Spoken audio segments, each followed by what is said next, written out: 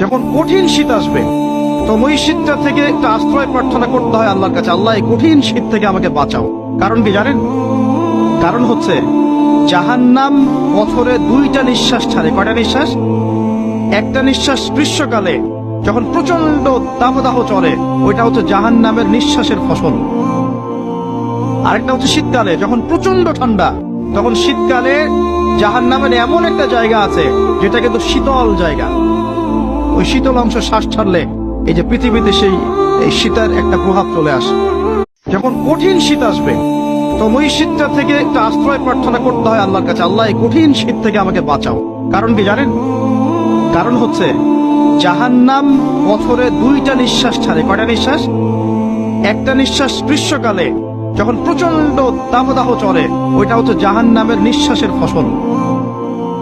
আরেকটা হচ্ছে শীতকালে যখন প্রচন্ড ঠান্ডা, তখন শীতকালে জাহান্নামের এমন একটা জায়গা আছে যেটা কিন্তু শীতল জায়গা। ওই শীতল অংশ শ্বাস ছাড়লে এই যে পৃথিবীতে এই শীতের একটা প্রভাব চলে আসে। যখন কঠিন শীত আসবে তো ওই শীতটা থেকে একটা আশ্রয় প্রার্থনা করতে হয় আল্লাহর কাছে, আল্লাহ এই কঠিন শীত থেকে আমাকে বাঁচাও। কারণ কি জানেন? কারণ হচ্ছে জাহান্নাম বছরে 2টা নিঃশ্বাস ছাড়ে। কয়টা নিঃশ্বাস? একটা নিঃশ্বাস গ্রীষ্মকালে যখন প্রচন্ড দাবদাহ চলে, ওইটা হচ্ছে জাহান্নামের নিঃশ্বাসের ফসল। আরেকটা হচ্ছে শীতকালে যখন প্রচন্ড ঠান্ডা, তখন শীতকালে জাহান্নামের এমন একটা জায়গা আছে যেটা কিন্তু শীতল জায়গা। ওই শীতল অংশ শ্বাস ছাড়লে এই যে পৃথিবীতে এই শীতের একটা প্রভাব চলে আসে।